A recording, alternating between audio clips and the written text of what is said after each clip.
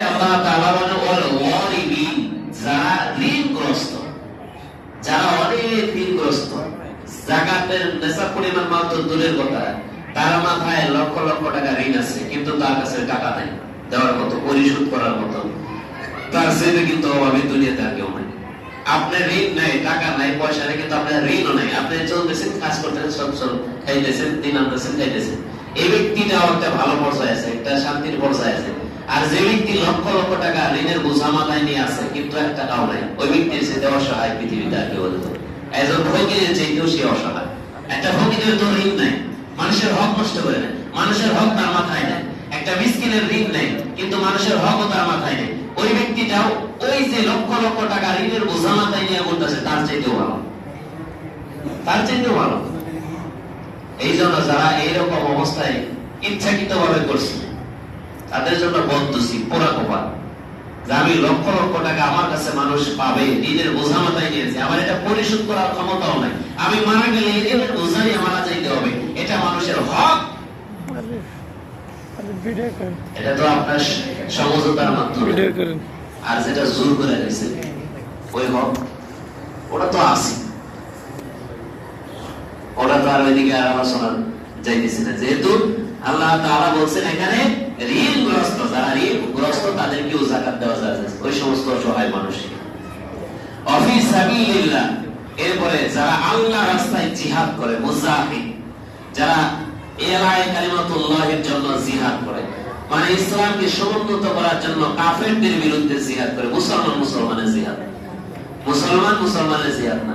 জিহাদ বলা হয় প্রকৃত পক্ষে কাফেরদের বিরুদ্ধে কোন মুসলমান ইসলামের পক্ষে কালিমার কে সমুন্নত করার লক্ষ্যে যারা জিহাদ করেন, তারাই প্রকৃত পক্ষে মুজাহিদ।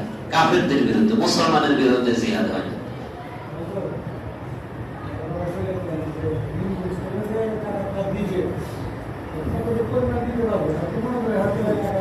ঋণগ্রস্তকে যাকাত দিবেন। এই যে বললাম না, যাকাতের মাসলা প্রচুর শাখা প্রশাখা। আপনি যাকাত, যাদেরকে ঋণগ্রস্ত যাকাত দিবেন, এবার তারে এমন পরিমাণ যাকাতের টাকা দেওয়া যাবে না যে তার ঋণ পরিশোধ করে আবার তার উপর যাকাত খরচ দেওয়া যায়। বুঝেন নাই?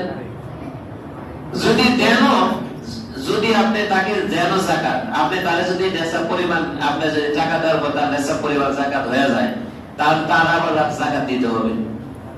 মোট কথা, আপনার ঋণগ্রস্তকে ওই পরিমাণ যাকাত দিবেন যে পরিমাণ তার ঋণ পরিশোধ করতে পারে, যাতে পরবর্তীতে তার আবার নেশাব পরিমাণ যাকাতের মালিক সে না হয়ে যায়, ঋণগ্রস্ত ব্যক্তি। তারপরে আল্লাহ তাআলা বলছেন মুজাহিদকে, ওয়াফি সাবিলিল্লাহ, যারা আল্লাহর রাস্তায় মুজাহিদ, তাদেরকে যাকাত প্রদান করবেন। তারপরে আল্লাহ তাআলা বলেন ওয়াবনিস সাবিল, যারা মুসাফির। আপনার কাছে অনেক টাকা পয়সা আছে, কিন্তু আপনি মুসাফির, অনেক দূর দেশে সফর করছেন, সেখান থেকে আপনার বাসা থেকে টাকা নেওয়ারও কোনো ব্যবস্থা নেই। আপনি মরুভূমি দিয়ে সফর করতেছেন, আপনার কিন্তু ধনী মানুষ, বড়লোক মানুষ, টাকা পয়সা আছে, কিন্তু আপনি সফর করতেছেন মুহাজির মানুষ, কিন্তু আপনার কাছে টাকা পয়সা শূন্য হয়ে গেছে, টাকা পয়সার কিচ্ছু নাই, এবং বাড়িতে টাকা পয়সা আছে, কিন্তু নেওয়ার কোনো ব্যবস্থা নেই। যদি নেওয়ার ব্যবস্থা থাকে তাহলে সেটা ভিন্ন বিষয়। আবার নেওয়ার ব্যবস্থাও না, সেক্ষেত্রে কিন্তু আপনি নিঃস্ব, অসহায়। এই ব্যক্তিকে আপনি যাকাত দিতে পারবেন, এই ব্যক্তি, এই মুসাফিরকে যাকাত দিতে পারবেন। এমন মুসাফির না যে 48 মাইল, আপনার 48 মাইল দূরত্বে গেলে আপনি মুসাফির হয়ে গেল, মুসাফিরের হুকুম হয়ে গেল। এটা প্রায় 73 কিলোমিটার হয়, 73-72 কিলোমিটারের মতো। এত পরিমাণ সফর করলে আপনি মুসাফির হয়ে গেছেন, কিন্তু মুসাফির হয়েছেন দেখে যে আপনি যাকাত খাওয়ার উপযুক্ত এমনটা না।